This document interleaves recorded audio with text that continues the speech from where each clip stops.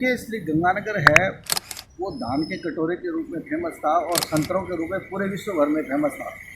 लेकिन अफसोस की बात है कि गंगानगर में एक ऐसी घटना हुई है, एक बालिका के साथ गैंग रेप का मामला सामने आया है। उसने लेकर के पूरे गंगानगर वासियों को न केवल राजस्थान बल्कि पूरे देश में शर्मसार कर दिया है। हम इस बात के लिए बड़े दुखी हैं कि ये इस प्रकार की गंगानगर में घटना हुई है। चंद नालायकों ने इस प्रकार की जो घटना की है। हालांकि जिला प्रशासन ने, पुलिस हो चाहे प्रशासन हो, इसमें कार्रवाई की है और त्वरित कार्रवाई करते हुए जो ही बालिका के परिजनों ने ये एफआईआर दर्ज कराई और कराने के साथ ही धरपकड़ हालांकि शुरू हो गई थी लगातार। और अगले मानो कि 10-15 घंटों के अंदर ही कुछ आरोपियों को पकड़ लिया गया था। और अभी तक उस घटना के बाद से लेकर 22 तारीख के बाद से लेकर अभी तक करीब 20 लोग इसमें गिरफ्तार हो चुके हैं। और आज भी एक आदमी गिरफ्तार हुआ है जो कि एनआरआई था और न्यूजीलैंड की जिसके पास नागरिकता भी थी। तो इस प्रकार की जो कार्रवाइयाँ चल रही हैं, ये निश्चित रूप से उन असामाजिक तत्वों के लिए एक संदेश है कि काम कोई कितना भी छुप के करे या और करे, पुलिस का शिकंजा उनके ऊपर निश्चित रूप से तना रहेगा।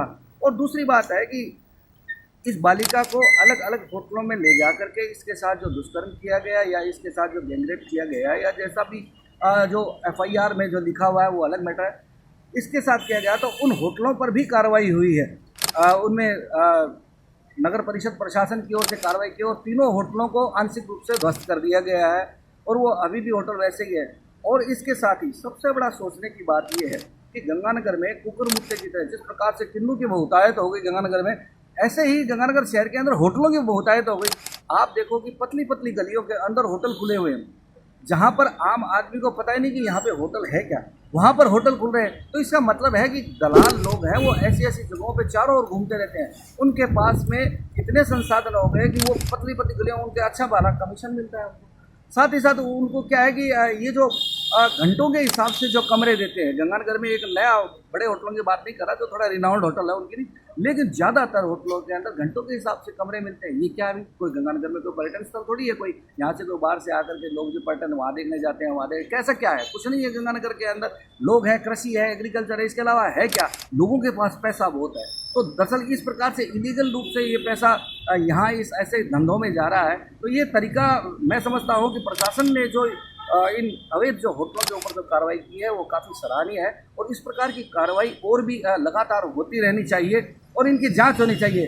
हालांकि जिला प्रशासन, पुलिस प्रशासन ने 130 होटलों को चिन्हित किया है कि भाई ये जो इलीगल है और पुलिस प्रशासन ने अपने नॉर्म्स के आधार पर इनको चिन्हित किया है। उन्होंने नगर परिषद को अपनी जो लिस्ट सौंपी है, नगर परिषद ने अपने नॉर्म से कि इनका सेट बैक छोड़ा हुआ नहीं है, अतिक्रमण है कि नहीं है, आगे कितना है, फायर एनओसी है कि नहीं है, सेट बैक छोड़ा या नहीं छोड़ा, या और भी जो जितनी भी ज़रूरी जो परमिशंस होती है वो है कि नहीं है, इन आधार पे कसौटी पे करा गया। तो काफ़ी मात्रा यानी 30 से 40 के करीब और भी जो होटल है वो इस रडार पे आ रहे हैं। और मैं समझता हूँ कि इस प्रकार पुलिस और प्रशासन दोनों मिलकर इन्होंने जो अब तक कार्रवाई है, लोग संतुष्ट है इससे, लेकिन आगे और ज़्यादा कठोर कार्रवाई की आवश्यकता है ताकि ऐसे लोगों को एक कड़ा संदेश मिल सके और न केवल राजस्थान बल्कि पूरे देश भर के लोगों को कि गंगानगर एक नज़ीर मिले कि यहाँ पर कोई अपराधी अगर अपराध करता है तो उसकी खैर नहीं है, वो बचेगा नहीं।